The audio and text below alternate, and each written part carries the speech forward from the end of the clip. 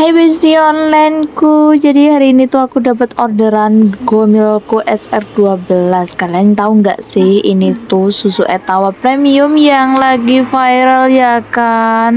Masa sih kayak gitu banyak yang beli? Iya dong, ini tuh susu paling best seller menurut aku. Dia itu susu kambing tapi rasanya tidak perengus, tidak enak dan nggak bau perengus sama sekali. Dan rasanya itu ada banyak banget, enak, manisnya nggak berlebihan, jadi aman untuk penderita diabetes.